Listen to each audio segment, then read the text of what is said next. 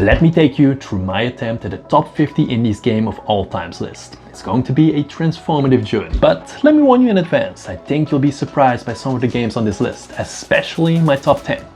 Now this is an interesting one to kick things off with. Trine is one of my favorite indie puzzle platformers. There are better looking platformers with better puzzles and even straight up more fun platformers, but none of them give me that magical Disney feeling that the Trine series always does.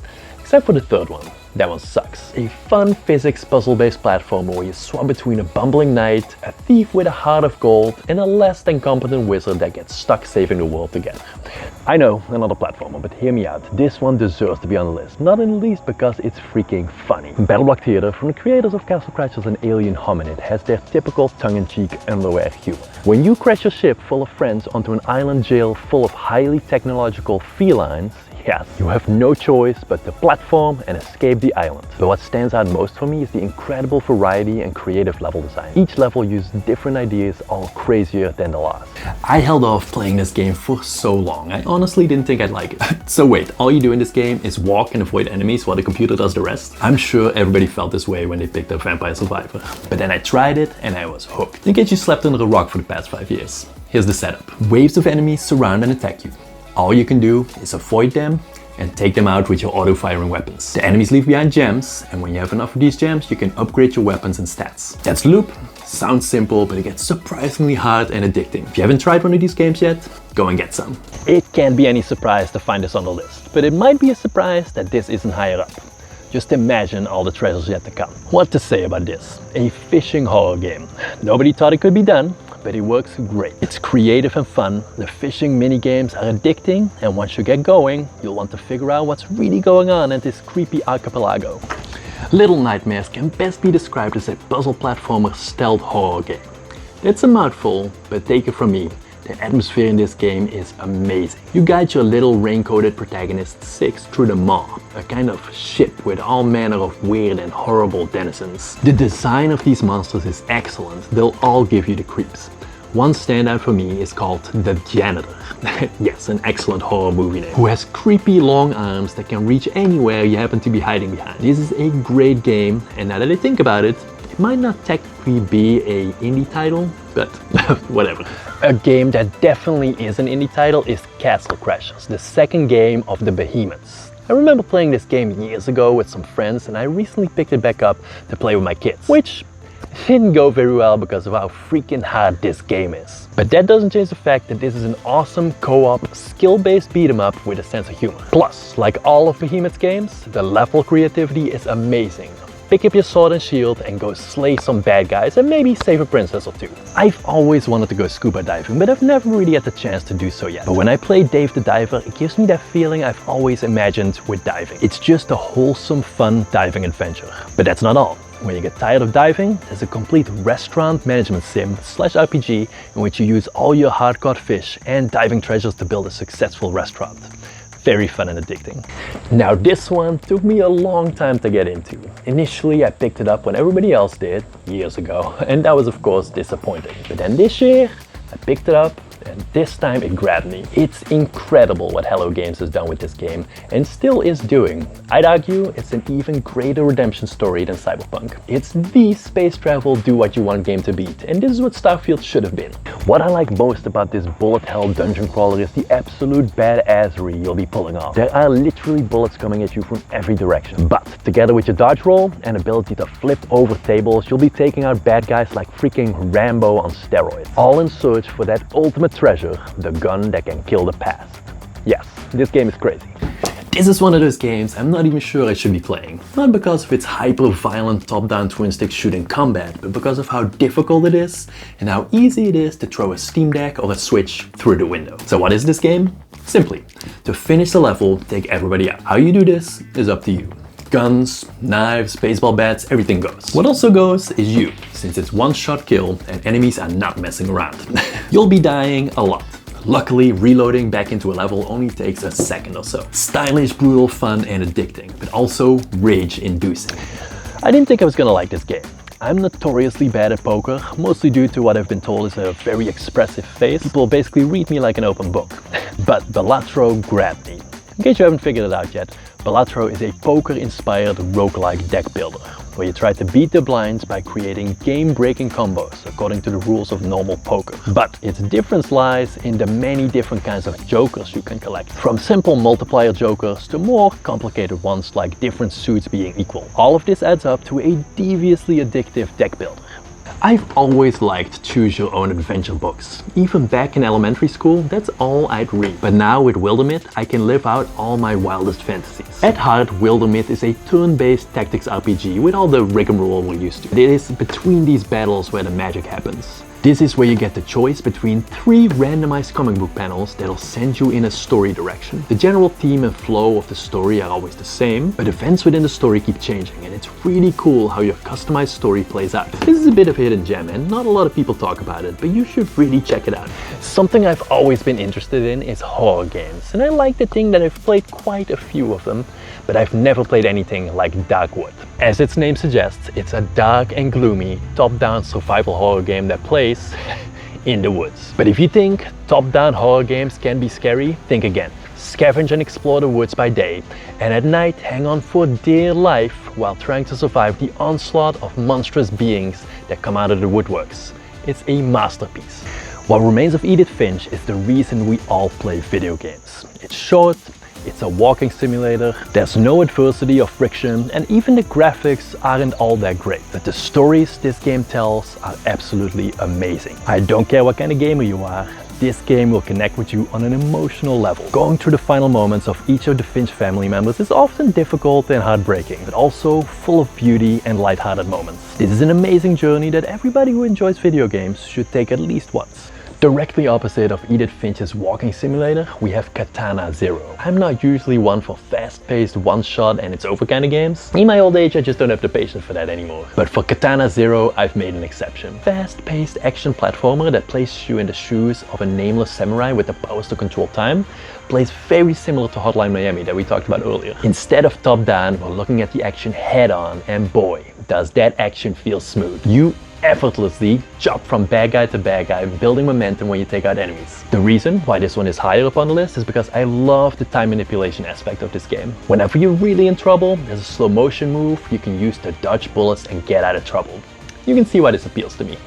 Even when you die, time just rewinds a few seconds and you can try again, but there's never that frustration of restarting a whole level. Great game, this one. Very similar in setup as Katana Zero, but not quite the same as Mark of the Ninja. At first this game looks like the same game, but where Katana Zero was fast-paced and action-based, Mark of the Ninja is much more slow and stealth-based. More surprising is that like Katana Zero, this too is a 2D adventure.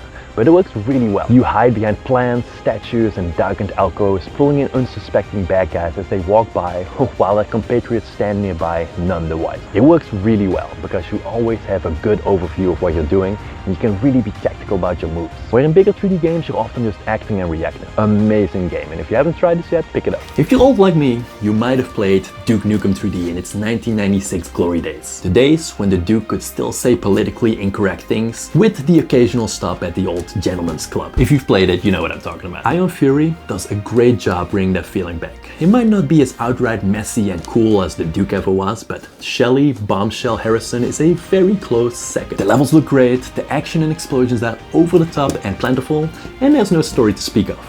What's not to like?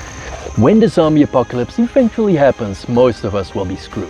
Stuck in cities, limited food and water, and who knows what else. But not all is lost. Project Zomboid might be the way to improve your odds.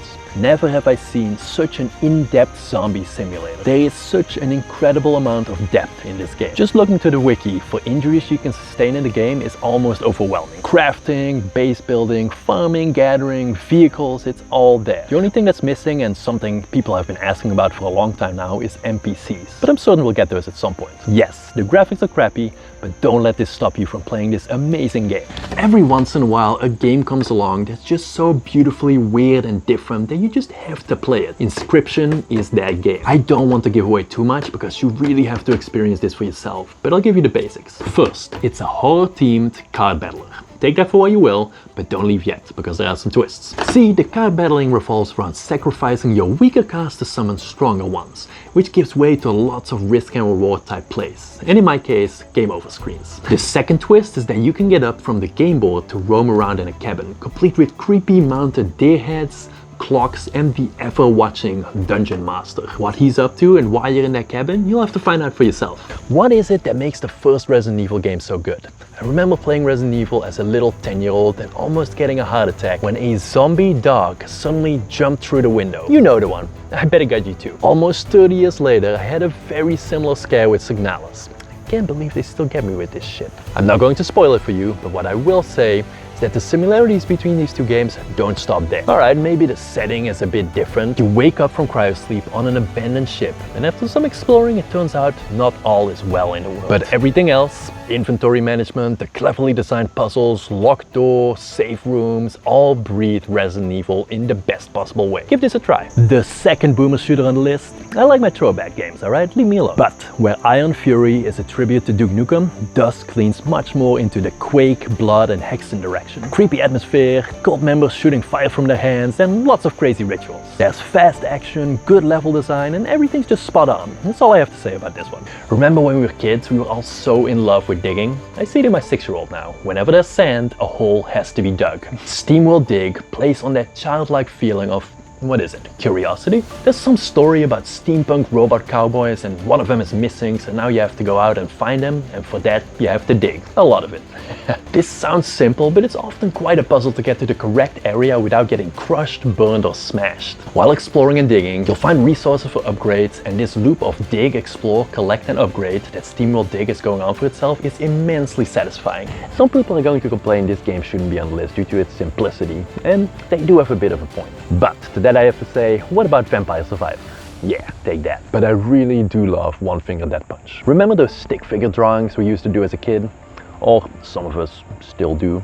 That's basically this. Enemies will be coming from you left and right, and you'll be dispatching them by clicking the left and right mouse buttons. This sounds like it would get boring, but believe me, this game gets hot. Different enemy types, bosses, flying weapons, all can be dispatched with a click or multiple clicks of a button. It becomes a fast rhythmic ballet of mouse clicks and it looks super badass. Madison, in my opinion, is one of the best horror games in recent years. More than any other horror game, it invokes that childhood fear of going down into the dark basement by yourself. You play as Luca, who wakes up in the family's massive house covered in blood and haunted by some kind of evil spirit. If this sounds like a setup we're familiar with, you're right, but don't worry, this game does more than enough to overcome this. Gameplay and puzzle solving revolve around a Polaroid camera, and as you can imagine, is the focus of many jump scares. If you enjoyed the look of the PT demo, which most of us sadly didn't get to play, this psychological horror adventure is for you. Now here's an absolute gem of a real-time strategy colony management sim that you have to try. Many of you already know this game, but if you don't, you manage a group of survivors who have crash landed on an alien planet. There's a lot of depth to be had and a lot of freedom in setting up whatever kind of colony you can think of. From cannibal cyborgs who worship some kind of alien god to a vegetarian pirate crew. It's all up to you. But what really makes this game stand out for me is the storytellers. There are 3 of them, and I love and hate Randy Random. The storytellers provide your colony with events and encounters. Cassandra Classic, for example, provides a nice steady increase in challenge. Randy, on the other hand, as you might have guessed, can give you anything from a complete apocalypse type monster attacking in the first 10 minutes to an escape pod with weeks worth of food. This leads to some very interesting gameplay and also many times a very short-lived colony. Yes, another horror game, and believe me, it won't be the last. Not sure why I love horror games so much, but maybe something got me messed up during childhood or something. This game, Soma, comes from the creators of the horror classic Amnesia: The Dark Descent, which is not on the list. The reason for that is that I love the setting of Soma so much more. Listen to this. You, Simon, are heading over to the doctor for a brain scan for some headaches and other problems from an accident you've been in. The doctor's office looks super shady, but you think nothing more of it. And when he asks you, you step right into his brain scanning machine, which looks like a medieval torture device. Next thing, you wake up in an abandoned research facility with crazy cyborgs and robots roaming around. What the heck happened to you and the research facility? If this sounds at all interesting, give it a try. It's really good. I don't know what it is about demolishing and breaking stuff, but it really speaks to most people.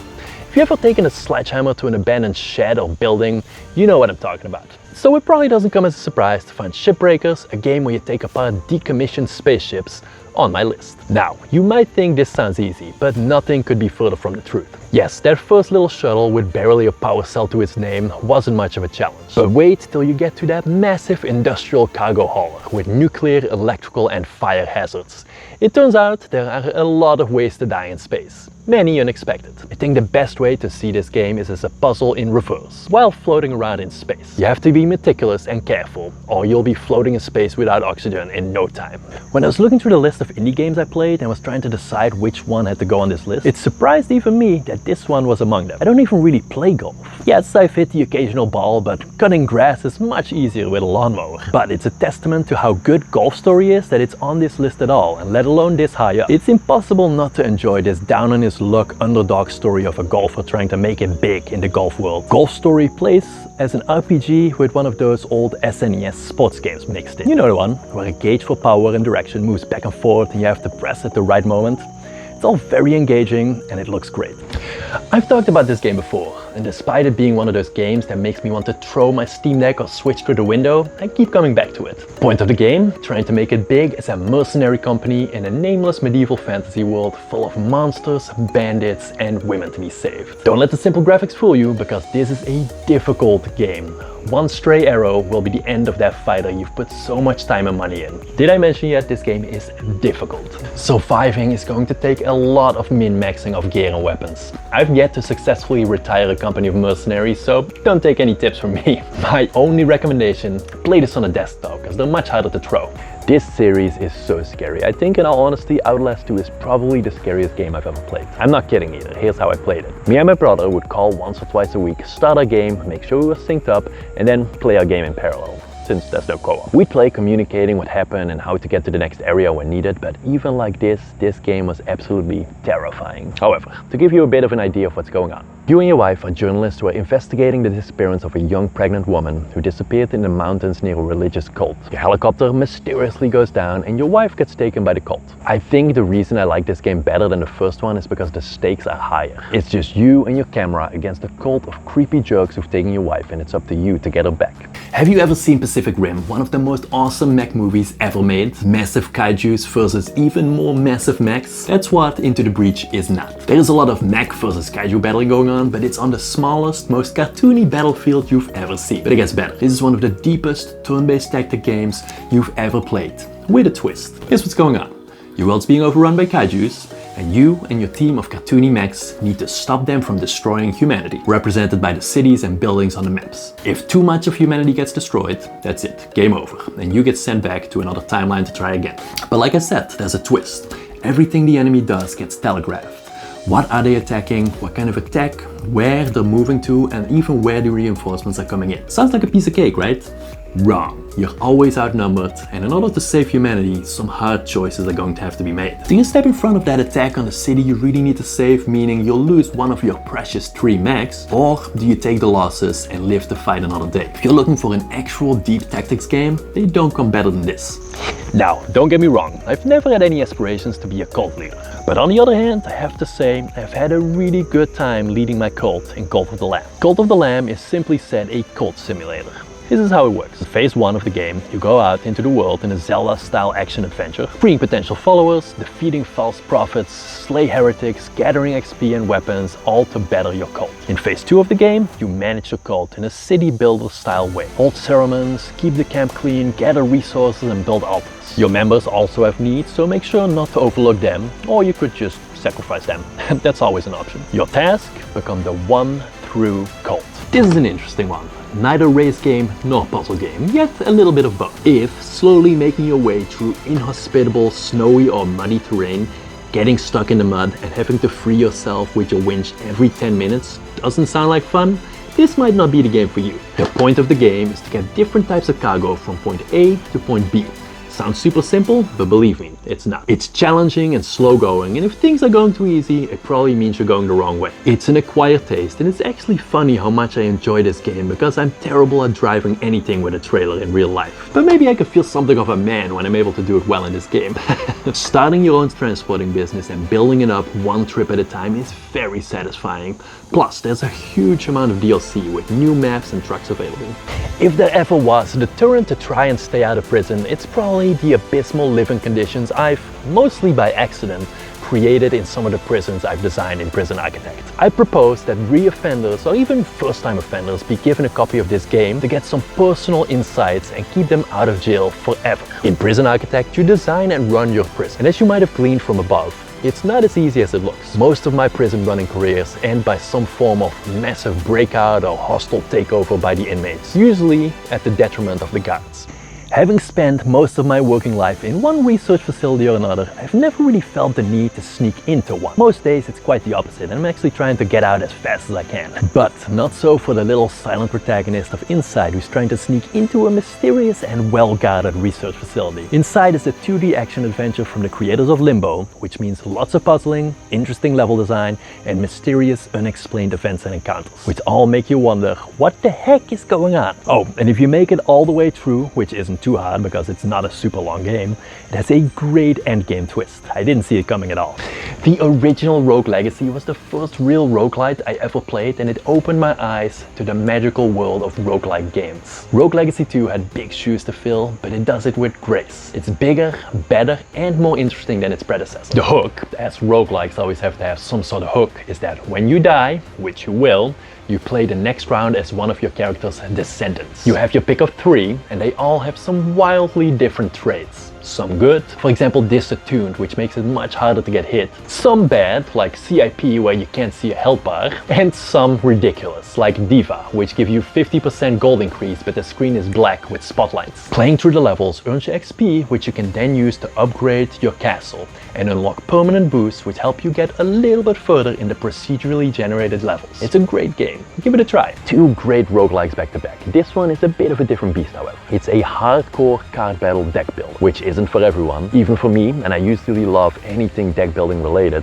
Couldn't get into this the first couple of times. But when I came back to this recently, it really gripped me and I have not put it down since. I think my biggest gripe with it is that there is absolutely no storyline or narrative at all. It's pure card battling for card battling's sake. There are 4 unlockable characters with wildly different decks. The Ironclad, strong but silent and the most straightforward to play. The Silent, more roguish, poison, fire, weaknesses, etc. The Defect. This one's interesting, and it's a combat automaton that generates orbs that, depending on the type of orb, executes some kind of action after your turn. Frost, for example, generates block, and lightning hits a random enemy for 3 damage. More complicated to play, but very interesting. Lastly, the most difficult is the Watcher, which revolves around scrying, or seeing which cards will be drawn each turn, and thus being able to select what you need for your next turn. I have yet to complete a run successful with this character. It has all the fare a deck builder needs: unlockable cards, relics with different effects to help you during combat, and much more.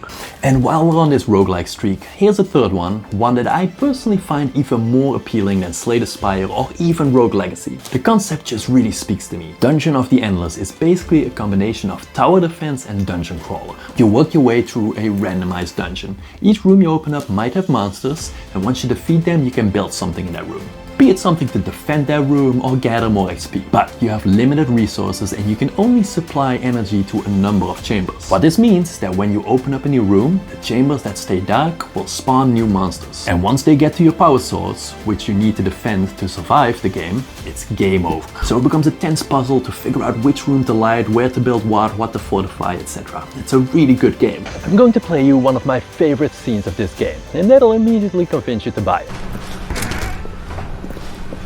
Stanley stepped into the broom closet, but there was nothing here, so he turned around and got back on track.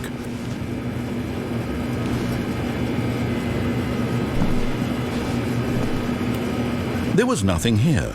No choice to make, no path to follow, just an empty broom closet. No reason to still be here.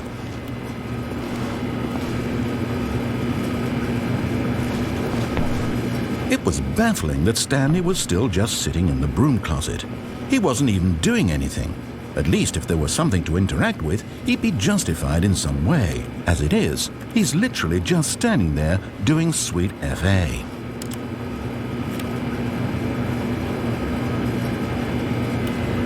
Are you really still in the broom closet? Standing around doing nothing? Why? Please offer me some explanation here. I'm genuinely confused. Maybe to you this is somehow its own branching path. Maybe when you go talk about this with your friend, you'll say, "Oh, did you get the broom closet ending? The broom closet ending was my favorite." I hope your friends find this concerning. Well, I've come to a very definite conclusion about what's going on right now. You're dead. You got to this broom closet, explored it a bit, and were just about to leave because there's nothing here, when a physical malady of some sort shut down your central nervous system and you collapsed on the keyboard. Well, in a situation like this, the responsible thing is to alert someone nearby so as to ensure that your body is taken care of before it begins to decompose. Hello? Anyone who happens to be nearby? The person at this computer is dead. I regularly come back to this game to just do a few runs and listen to the narrator spout his nonsense. It's so amazing. Never have I played a game in which the exploration is as tense as in Subnautica. The atmosphere is just spot on. If there's one reason to pick this game up, that should be it. But let me explain. Subnautica is an underwater survival crafting game. You've crash landed on an unknown water planet. When you climb out of your floating escape pod, there's a massive spaceship floating in the distance, presumably yours, and a whole lot of water. From here on out, it's about exploring, gathering materials, and crafting. Lots and lots of crafting. Really cool stuff too, with one of my favorite vehicles of any game. But I won't spoil that for you. Yes, there are underwater monsters, but it's the underwater exploration that's really scary. Going deeper than you've ever gone before, losing your sense of direction, where you're slowly running out of oxygen. Or accidentally go too deep, get crushed, and lose so much of the work you've done. It's super tense. We're in the top 10 now, and things are coming down the wire. On 10 we have another roguelike, which apparently I'm a big fan of, despite being so bad at them. FTL is one of the original roguelikes, and there's still nothing like it. At its core, this is a space fighting simulator with semi-real-time possible tactical combat. We're on a mission to deliver an incredibly important message to the Federation fleet about an incoming rebel attack. Each stop in the randomly generated galaxy will have some random event or battle, but the battles is where it's really at. These are tense, nail-biting, semi-real-time affairs. You try to take out the other ship using the weapons on hand. Lasers, rockets, drones, etc. This is where things get interesting. What area do you target first? Will you take out their engines so they can't jump away when things get too hairy? Maybe it's smarter to take out their weapons first. Or it's possible that their shield is so strong that it's better to disable that first. It's very in-depth, and when the action gets going, there's a lot to consider in a split second. It is great. Remember how I talked about demolishing stuff in Shipbreakers? Well, this game is the epitome of that, and that's probably why it's a bit higher up on the list. If you've ever fantasized about pulling off a heist with a crane, bulldozer, or just simply by running a truck through a wall and making off with the loot, this is the game for you. Things start off simple enough as all you have is a sledgehammer. But don't worry, even the sledgehammer is useful in this fully destructible voxel style world. Break through some walls, take down a few power lines to cut the power, blow open the safe, and Bob's your uncle. Simple enough, but don't worry, things get more and more complicated soon enough. This game is incredibly entertaining. Give it a try. Reus 2 is a bit of a hidden gem. It's a recent release, but I don't hear anybody talking about this game, which is a shame because it's really good. Here's what's going on. Reus 2 is a god simulator. You have 3 titans who can manipulate the world and represent animals, plants, and minerals. They can each place different types of flora and fauna in the different biomes that we create, with the goal of growing our civilization. Different types of civilization have different kinds of needs, however. Say you want to start a civilization of traders. They're going to need wealth and tradable goods, versus a technologically advanced civilization who need other flora and fauna to thrive. All of what they need and want is shown by easy to understand goals. Now it's up to you to get them the opportunity to grow. The different flora and fauna react different to each other. Plants that pair well together and create food don't go well with certain animals that eat them, and stuff like that. So it becomes a complicated puzzle to figure out the best placement to get the most out of your items. There's a wealth of unlockables and things to discover, and it all looks really good too. Amazing game that more people should try. This here is the reason Vampire Survivor isn't higher up on the list. Once I played Deep Rock Survivor, I knew there were much better options. You control your character top down, evading, in this case, hordes of aliens. Shooting is done automatically, picking up experience points to upgrade your character and get new weapons, all the same stuff we talked about with Vampire Survivor. But the difference, and it might not sound so big, but it absolutely is the drilling mechanic. You can drill through any wall and make your escape from the horde that way. It becomes an interesting balancing act as when to drill, because obviously it's slower, and the horde might just catch you with your pants down while you're trying to get through some rock. Great game, give it a try. Some of my best childhood memories come from watching 80s action movies I probably shouldn't have been watching. Commando, Rambo, Terminator, heck, These movies are basically the reason I started going to the gym. I really wanted those Arnold arms.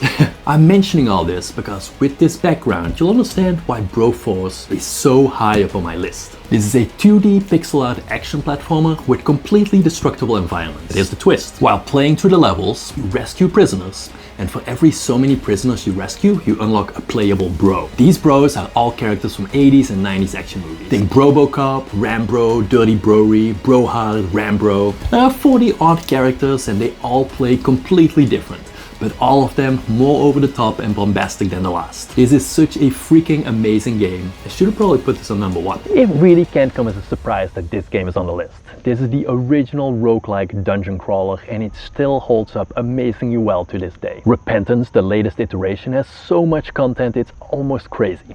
16 endings, 500 plus enemies, 500 unique room layouts, 716 unique items, and I can keep going for a while. There is so much variety in each playthrough, you can literally play this game for years and not have a similar run. Another classic I probably won't need to divulge on too much, where The Binding of Isaac is great for its sheer variety. Spelunky, in my opinion, is one of the best out there because of the sense of adventure it creates. Each level is procedurally generated and your little explorer uses bombs, ropes and whip to traverse the many traps and different enemies. It's very reminiscent of, for example, Indiana Jones. There's lots of different biomes with different traps, enemies and treasures to uncover. Great game. I did a full breakdown on what makes Hades such a great game, but here's the short of it. Hades is an amazing game in many ways. The dungeons are fun, lots of character build variety, things to uncover, a very deep progression system, but where it really stands out for me is in its storytelling. As Zacharias, the son of Hades, you're trying to escape the underworld, something that's deemed impossible. Throughout your runs, you'll encounter many friendly and unfriendly characters, and all will have something meaningful and interesting to say in regards to the story or world building. What's more is that each time you encounter them, they'll have something new to say or add to what you've already talked to them about. It adds so much to the world building, it's incredible. This is one of my favorite video games of all time, but to my shame I have to admit I still haven't even finished it. However, I bet I've started more uncompleted runs than any of you out there. Yeah, I'm pretty bad at this game, but that speaks volumes to how good it is. The turn-based position-sensitive battle system is still one of a kind and has incredible depth. Each biome on the estate is diverse, interesting and requires a different playstyle. Large enemy variety, hamlet management, incredible music, but none of that compares to what arguably makes this game great: the narrator. Dispatch this thug in brutal fashion, that all may hear of your arrival. An ambush. Send these vermin a message. The rightful owner has returned, and their kind is no longer welcome. The narrator brings the atmosphere home. There's a lot more to talk about here, but I'm gonna leave it at that. It is such a great game though. This is probably a surprising pick. It's not on many people's radar, but I absolutely love this game. Like Slay the Spire, it's a deck building card battler, but that's where the similarities stop. We are on a monster train on our way to restart the fires of hell. If it's not clear yet from the name, we are playing as the bad guys in this game. Our monster train is laid out in a less than traditional fashion, if you will. It has 4 levels, with the top level being the heart or power source, which we're trying to protect from the creatures of heaven who are entering our train to stop us from reaching our goal. To stop them, we summon creatures to lay out a vulnerable gauntlet that hopefully stops them before they can do any damage. There are 5 different races, read decks, to choose from, and they all play wildly different. But what's even more crazy is that you don't just play with one deck, you pick a primary and secondary deck and combine those to hopefully exploit and break the game in your favor. For example, there are the Hellhorn's demons, the most straightforward damage dealers. Combine this with, for example, the Awoken, a race that focuses on health regeneration, and you have a pretty powerful combination going on. Like in any card battler, there are boss fights, upgrades, relics to collect that aid you in battle, shops and permanent upgrades, and a lot more. This game is amazing, and if you haven't tried it yet, go give it a try. And those were my top 50 indie games. I hope you enjoyed it. Let me know what you think. Check out this video here to see my favorite XCOM-like tactics games, and I hope to see you in the next one.